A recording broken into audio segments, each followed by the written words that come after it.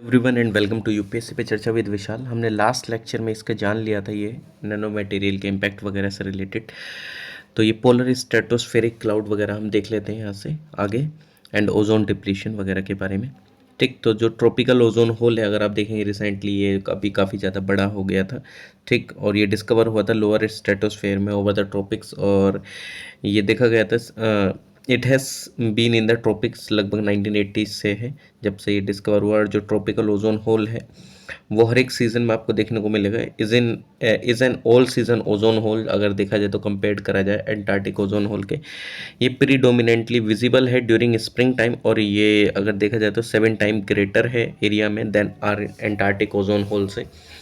And depth जो है वो अगर देखा जाए तो दोनों की सेम है। इफेक्ट क्या होता है ऑन हेल्थ, एयर पोल्यूशन वगैरह से अगर देखा जाए तो फोर्थ ग्रेटेस्ट किलर है वर्ल्ड वाइड में, स्टेट ऑफ ग्लोबल एयर 2020 की रिपोर्ट के अकॉर्डिंग। लेकिन आपको अभी रिसेंटली वाली पढ़नी है, बट हाँ इतना ध्यान रखो कि हाँ भाई साहब इससे डेथ बहुत होती है। और जो क्योंकि जो ये एयर पोल्यूशन अस्थमा जैसी ये सारी चीज़ें बीमारी कर देता है, और ब्लड प्रेशर वगैरह में दिक्कत कर देता है, बच्चों को काफ़ी ज़्यादा यह हार्मफुल इम्पैक्ट क्रिएट करता है। ठीक, और बूढ़ों को काफ़ी ज़्यादा। ठीक, क्योंकि जो इसके अंदर में सब्सटेंस होते हैं जैसे कि बेंजीन, क्रोमियम, नाइट्रोसेमाइंस और एस्बेस्टोस, ये कैंसर वगैरह कर देता है आपके लंग्स में, ब्लैडर में, स्किन में, एंड मेसोथीलियम, लिवर वगैरह इन सब में। ऑक्यूपेशनल अस्थमा जो कि कोज होता है due to exposure to organic dust, micro organism, bacteria, fungi and moulds की वजह से। और सिलिकोसिस जो कि फर्स्ट रिपोर्ट करा गया था कोलार गोल्ड माइन से 1947 में, वो एक कॉमन डिसीज़ है जो कि देखी गई among miners and pottery and ceramic industry workers के बीच में। न्यूमोकोनियोसिस और बाइसिनियोसिस जो कि कॉमन है among mica and textile industrial workers के बीच में। ब्लैक लंग डिसीज हो जाती है जो कि एक कॉमन नेम है न्यूमोकोनियोसिस का, एंथ्राकोसिस का जो कि एक लंग डिसीज है ओल्डर वर्कर्स के लिए कोल इंडस्ट्री में, जो कि होती है सांस लेने से over many years of small amount of coal dust. और ये जो कोल डस्ट है ये डिपॉजिट होता है और ये बनाता है माइनर्स के लंग को मतलब काफ़ी बहुत ज़्यादा इफेक्ट करता है ये, मतलब वो हेल्थी रहते ही नहीं है, ऐसा समझ लो उनका जो लंग्स है। प्रिवेंशन एंड कंट्रोल करा गया एयर पोल्यूशन का, जैसे कंट्रोल करा गया इंडस्ट्रियल पोल्यूशन का। जो इंडस्ट्रियल पोल्यूशन है उसको सिग्निफिकेंटली रिड्यूस करा गया यूज़ करके क्लीनर फ्यूल जैसे कि LNG वगैरह, लिक्विफाइड नेचुरल गैस का फिल्टर्स का यूज़ करा जाए। फिल्टर जो कि रिमूव कर देते हैं जो कि पार्टिकुलेट मैटर होता है गैस स्ट्रीम से। और जो बैग हाउस फिल्ट्रेशन सिस्टम है वो मोस्ट कॉमन है, एंड ये बना हुआ होता है कॉटन और सिंथेटिक फाइबर का और ग्लास का, जो कि क्लॉथ फैब्रिक्स के होते हैं हायर टेम्परेचर्स के लिए। इलेक्ट्रोस्टैटिक प्रेसिपिटेटर होते हैं जो कि रिमूव कर देते हैं 99% पार्टिकुलेट मैटर को जो कि प्रेजेंट होता है एग्जॉस्ट में, और ये यूज होते हैं बॉयलर्स एंड फर्नेस में, एंड थर्मल पावर प्लांट में, सीमेंट फैक्ट्रीज, स्टील प्लांट्स में। इलेक्ट्रोस्टैटिक प्रेसिपिटेशन ये क्या होता है, इमेनेटिंग डस्ट जो कि चार्ज होती है, आयंस वगैरह होते हैं, तो आयनाइज पार्टिकुलेट मैटर जो होते हैं कलेक्ट हो जाते हैं अपोजिटली चार्ज सरफेस पे। और जो अगर देखा जाए तो वर्किंग इसकी, जो इलेक्ट्रोस्टैटिक प्रेसिपिटेटर होता है उसमें एक इलेक्ट्रोड होती है, वायर्स होते हैं जो कि मेंटेन होते हैं अलग अलग 1000 वोल्ट्स पे, जो कि प्रोड्यूस करते हैं कोरोना, जो कि रिलीज करते हैं इलेक्ट्रॉन्स। ये जो इलेक्ट्रॉन होते हैं ये अटैच होते हैं डस्ट पार्टिकल से जो कि एक नेगेटिव चार्ज देते हैं। ये कलेक्टिंग प्लेट्स जो होती हैं ग्राउंडेड होती हैं रिलेटिवली पॉजिटिवली चार्ज, एंड ये अट्रैक्ट करते हैं चार्ज डस्ट पार्टिकल्स को। और जो एयर वेलोसिटी होती है बिटवीन द प्लेट्स वो काफ़ी ज़्यादा लो होती है, और ये इनफ होती है अलाउ करने के लिए डस्ट टू फॉल, और ये जो पार्टिकल्स रिमूव हो जाते हैं from the collection surface by occasionally shaking और रैपिंग।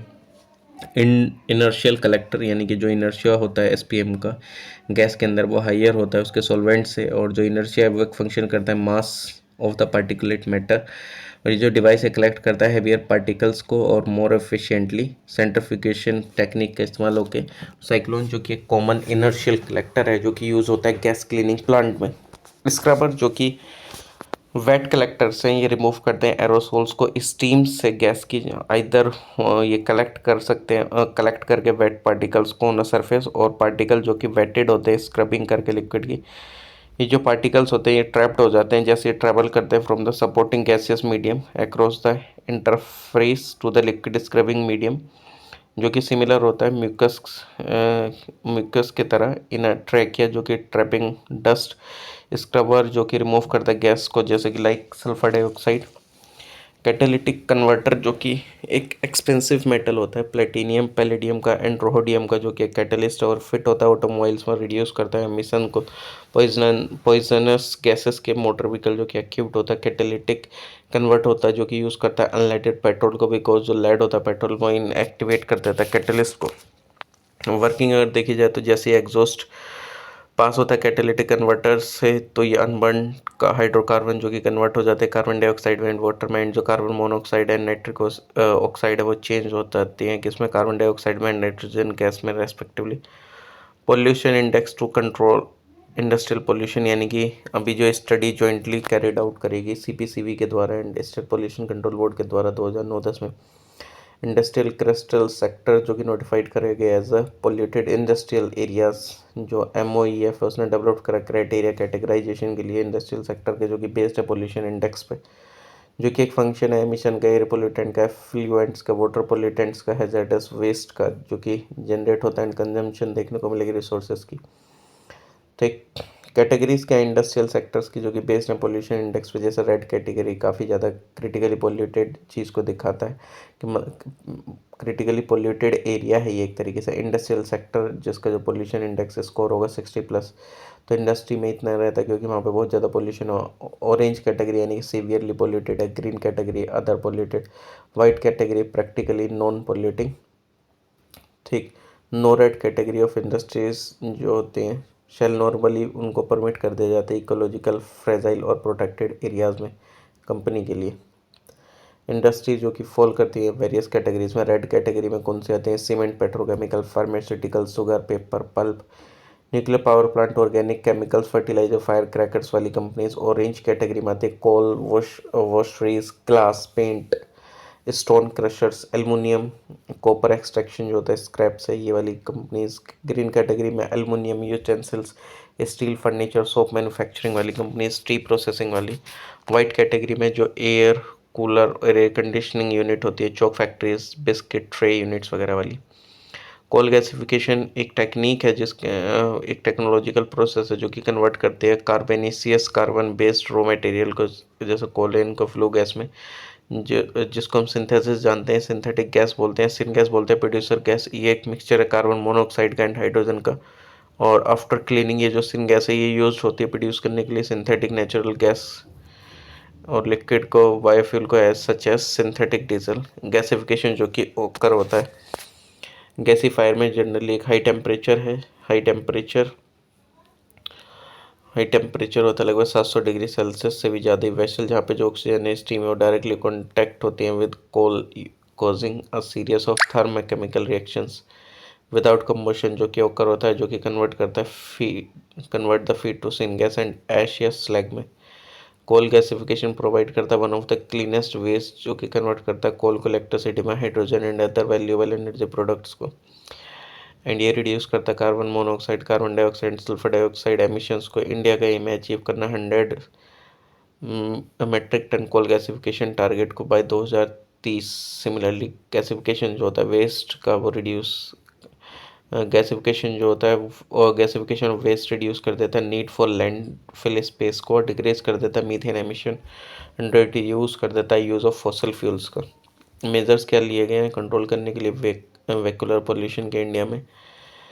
स्टैंडर्ड सेट करे गए हैं for the durability of catalytic converter जो कि रिड्यूस करता है वेहिकुलर एमिशन। और जैसे कि सिटीज़ हैं इन दिल्ली जो व्हीकल्स हैं नीड है ऑब्टेन करने की pollution under control certificate regular intervals पे, क्योंकि बहुत ज़्यादा पोल्यूशन है वहाँ पे, कंजस्टेड है एक तो, प्लस इतने सारे लोग रहते हैं, इतने सारे व्हीकल्स हैं, बहुत ज़्यादा दिक्कत है भाई साहब दिल्ली में तो। ठीक, तो वहाँ तो बहुत ज़्यादा ज़रूरत है पोल्यूशन को कर्व करने की। और इसी के रिगार्डिंग जो काफ़ी ज़्यादा यहाँ पे चीज़ें भी लगाई गई, जैसे केजरीवाल गवर्नमेंट के द्वारा लगाई गई थी ओड इवन फार्मूला, अब उससे इम्पैक्ट पड़ा कि नहीं पड़ा वो तो मैं नहीं कह सकता।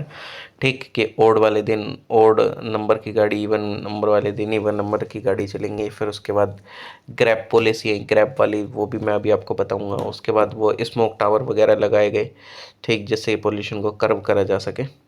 ठीक, और भी अभी आपको पता है रिसेंटली गवर्नमेंट ने BS6 इंजन लेके आई है। ठीक, भारत स्टेज 6 के इंजन 2020 से। और बाकी जितने भी अदर इंजन्स थे उनको बैन कर दिया गया है। 1 अप्रैल 2020 से अब BS6 इंजन आ रहे हैं जो कि पोल्यूशन काफ़ी ज़्यादा कम करते हैं।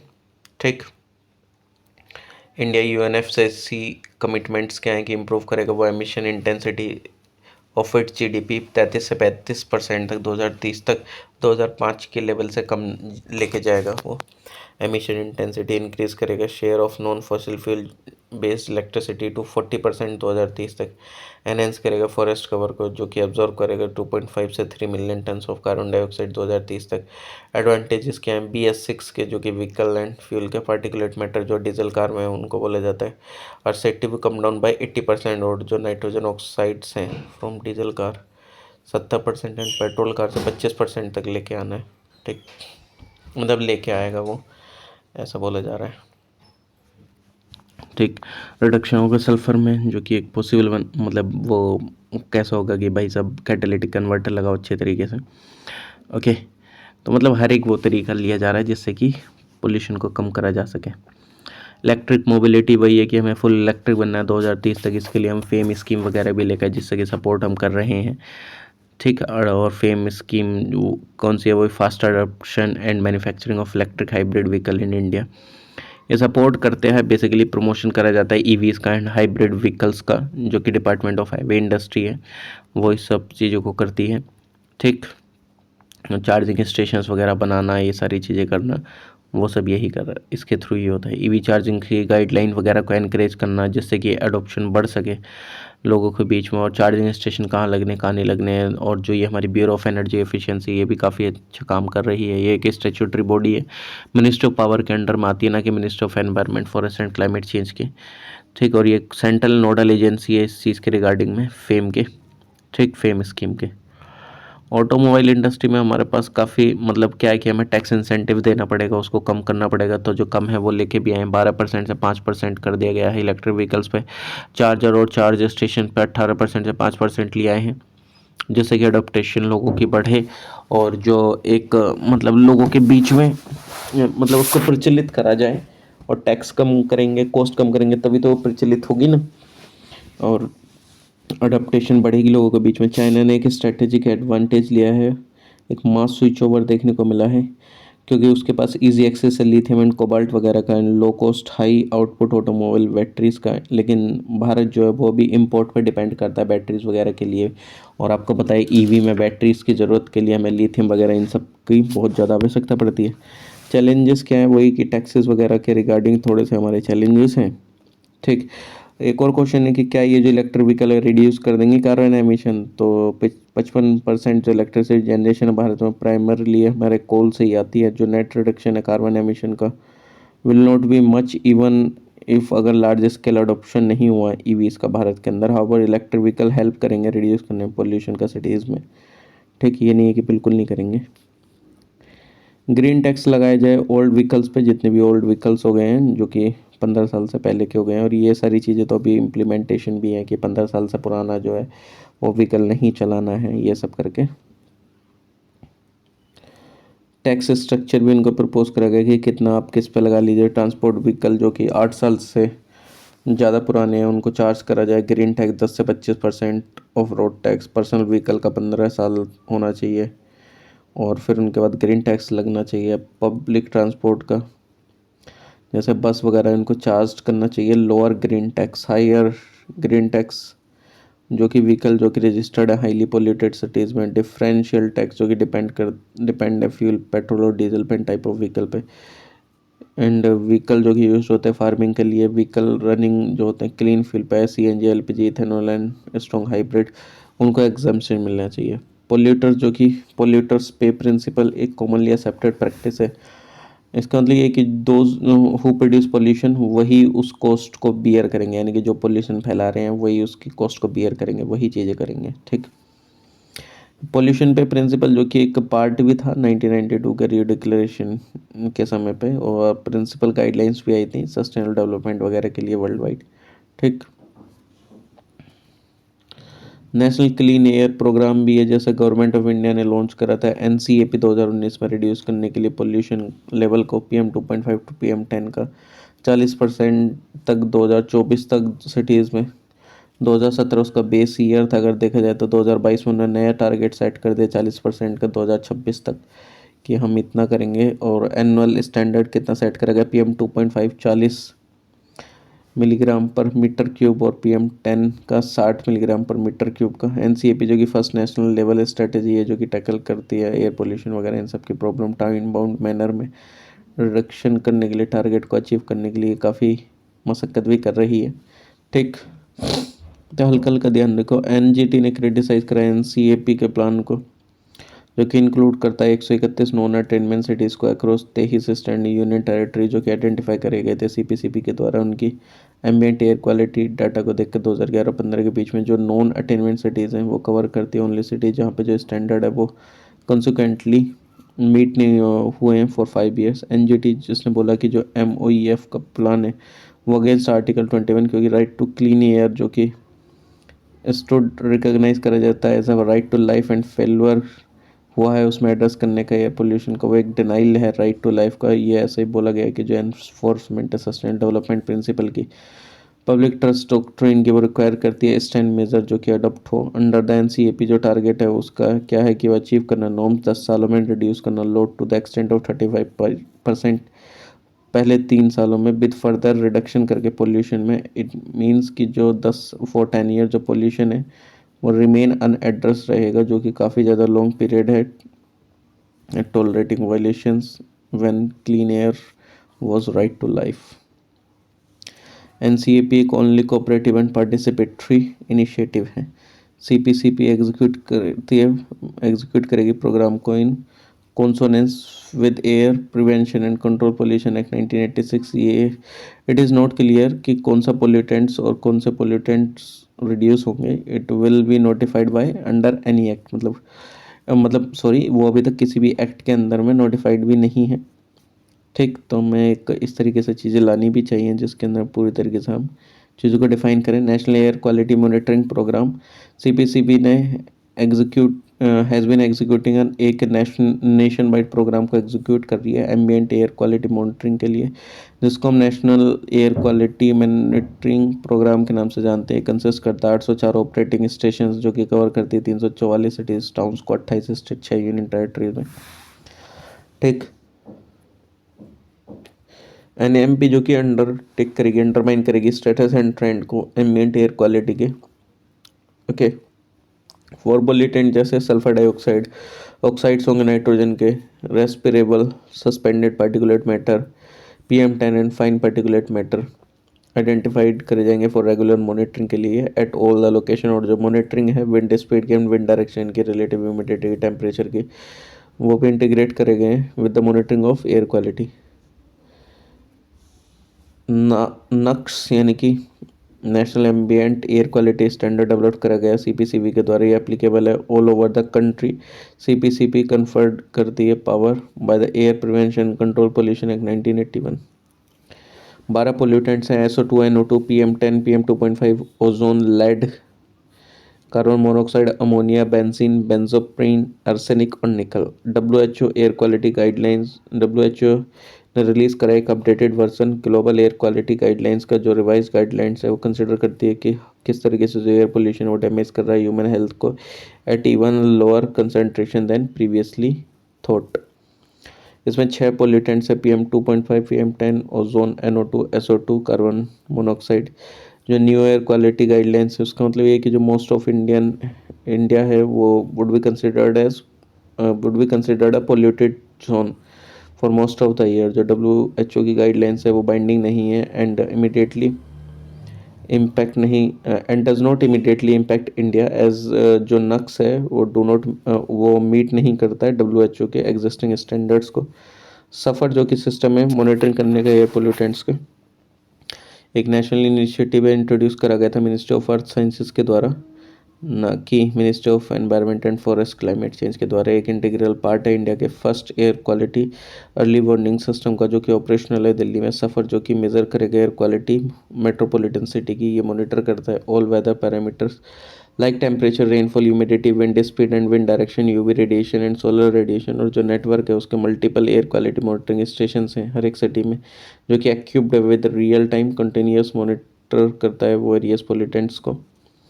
सफ़र का अलग अलग एआई स्केल है, वर्ल्ड पे अलग अलग है। जैसे हमारे यहाँ सेटिस्फैक्ट गुड है 0 से 50, वर्ल्ड का 0 से 50 वही। सेटिस्फैक्ट्री 51 से 100, मॉडरेट 100 से 200, पुअर 200 से 300, वेरी प्योर 300 से 400, सीवियर 400 से 500। पोल्यूटेंट जो कि सफ़र जो कि इंक्लूड करता है, सबसे पहली बात तो ये PM 2.5, tan, ozone, carbon monoxide, nitrogen oxide, sulphur dioxide, benzene, toluene, xylene और मरकरी, इन सब को क्या करता है, ये मॉनिटर करता है।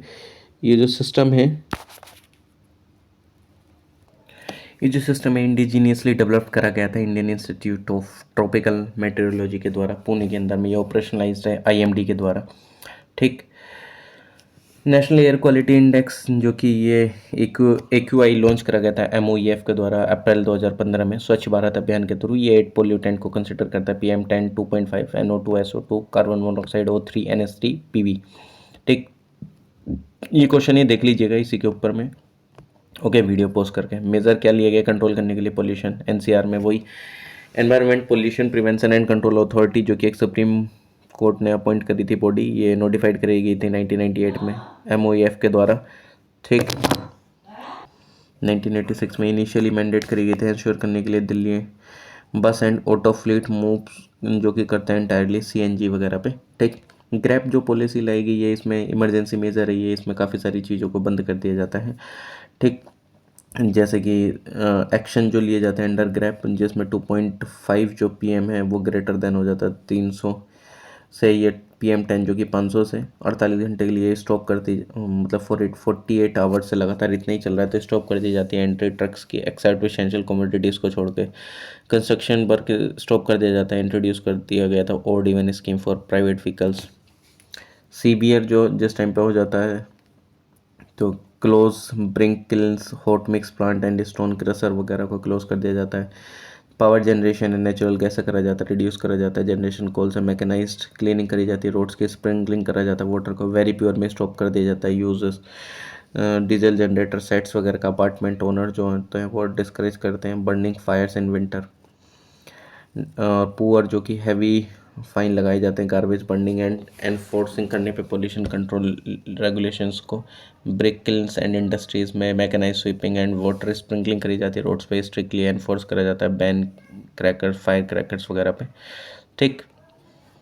तो इससे हाँ थोड़ा बहुत फ़ायदा तो ऑब्वियसली बात है होता ही है। पूसा डिकम्पोजर बनाएगा कि हाँ जो ये पराली वगैरह होती है और वो डिकम्पोज हो जाएगी, 25 लीटर लिक्विड सब्सटेंस बन जाता है एक कैप्सूल से, जो पराली होती है उसको डिकम्पोज करके, क्योंकि वो जलाते हैं। हैप्पी सीडर जैसी मशीन आई है। ठीक। स्टबल बर्निंग को रोकने के लिए, ठीक, जो कि चॉप कर देती है स्टबल को एंड स्प्रेड कर देती है उसको इवनली। हैप्पी सीडर जो कि हेल्प करती है direct showing off wheat without clearing the stubble. Smoke towers वगैरह लगाए जाते हैं, स्प्रिंकलिंग करा जाता है पानी वगैरह से। एमिशन टारगेट ट्रेडिंग स्कीम लाएगी गुजरात वगैरह से। ठीक। तो ये ट्रेडिंग के रिगार्डिंग है पार्टिकुलेट मैटर के एमिशन में। Okay, while trading mechanism for pollution control to exist, none of them is for particulate matter emission. For example clean development mechanism Kyoto protocol allow करता है ट्रेड कार्बन क्रेडिट्स में, मतलब कुल मिलाकर trading कर सकते हैं। जस्ट लाइक जैसे मान लीजिए कि मैंने पोल्यूशन कम करा, आपको अपना सर्टिफिकेट दे दिया मैंने, मेरे को 10 यूनिट पोल्यूशन कम करना था, मैंने 20 कर दिया, 10 का आप मेरे से सर्टिफिकेट ले लोगे, इस तरीके से। ठीक। प्रधानमंत्री उज्ज्वला योजना वगैरह लाई गई, क्लीनर फ्यूल्स वगैरह के लिए LPG का इस्तेमाल काफ़ी अच्छे तरीके से बढ़े, उसके लिए हाउस होल्ड में LPG कनेक्शंस वगैरह को पहुंचाया जाए। ग्रीन क्रैकर्स लाए गए कि जिससे ये पोल्यूशन जो और भी कम हो। वियना कन्वेंशन है, मॉन्ट्रियल प्रोटोकॉल है, वही कि ओजोन लेयर के रिगार्डिंग में है ये, जिससे कि प्रोटेक्शन कराया जा सके। ओजोन लेयर का फ्रेमवर्क है डेवलपमेंट करने के लिए प्रोटोकॉल, जिससे कि बाइंडिंग एक्शन लिए जा सके। मॉन्ट्रियल प्रोटोकॉल है क्योंकि ये जो ओजोन डिप्लीटिंग सब्सटेंसेस है उनको कर्व करने के लिए लाए गए, 1987 में आया था ये। ठीक। जो डिप्लीट करते हैं सब्सटेंसेस उनको कम करा जाए। ओके, जितने भी हाइड्रोफ्लोरोकार्बन वगैरह ये सब हैं। तो मॉन्ट्रियल प्रोटोकॉल 1987 में आया था, फिर क्योटो प्रोटोकॉल 1997 में आया। किगाली अमेंडमेंट 2016 में, अभी हमने उसको रेटिफाई भी कर दिया था। वो भी किस चीज़ से रिलेटेड है, जितने भी क्लोरोफ्लोरोकार्बन है इन सबको हमें कर्व करना है। ठीक, कम करना है। मॉन्ट्रियल प्रोटोकॉल 13th मीटिंग में आया था, मीटिंग ऑफ पार्टीज के क्योटो में इक्वाडोर 2018 में। इसका एम है कि अवॉइड करना है कि जो 1 डिग्री सेल्सियस टेम्परेचर है फ्यूचर वार्निंग की, मतलब इससे ऊपर नहीं लेके जाना है हमें। अर्थ का जो टेम्परेचर। किगाली अमेंडमेंट बेसिकली वही है कि जितने भी हमें फेज आउट करना है, जितने भी ये यूज़ होता है ग्रीन हाउस गैसेस वगैरह का, जो हाइड्रोफ्लोरोकार्बन वगैरह इन सब का, हाइड्रोफ्लोरोकार्बन्स जो कि यूज होते हैं एज एन ऑल्टरनेटिव। तो HFCs ये कंट्रीब्यूट नहीं करते ओजोन डिप्लीशन में, तो जितने CFCs वगैरह उनको HFCs से ऑल्टरनेटिव के वे में यूज़ कर लिया जाए। इंडिया की पोजीशन क्या है? इंडिया एग्रीड हुआ है लीनियंट शेड्यूल पे कि वो कंज्यूम करेगा only 3% of HFCs compare to other nation जो कि यूज़ करते हैं 37%, 25%, जस्ट चाइना 25%, USA 37%। इंडिया ने रिड्यूस कर देगा HFCs को 80% तक बाय द ईयर 2047 तक। ठीक, ओजोन क्योंकि हमारे लिए बहुत ज़्यादा ज़रूरी है। इंडिया ने फेज आउट कर दिया हाइड्रोफ्लोरोकार्बन 14B का, जो कि यूज़ होता था फोम मैन्युफैक्चरिंग में प्रोड्यूस करने के लिए। रिजिड प्लोरोइथीन फॉर्म्स का, प्लोरोइथीन फॉर्म सेक्टर जो कि लिंक है इंपॉर्टेंट इकोनॉमिक सेक्टर से। HFC 141B जो कि प्रोहिबिट है 1 जनवरी 2020 से। ठीक, तो ये हमारे द्वारा कुछ स्टेप लिए गए हैं। तो चलिए मिलते हैं आप लोगों से नेक्स्ट वीडियो में, जिसमें वाटर पोल्यूशन के बारे में जानेंगे, chapter 14। Bye everyone, take care, please like share comment and subscribe.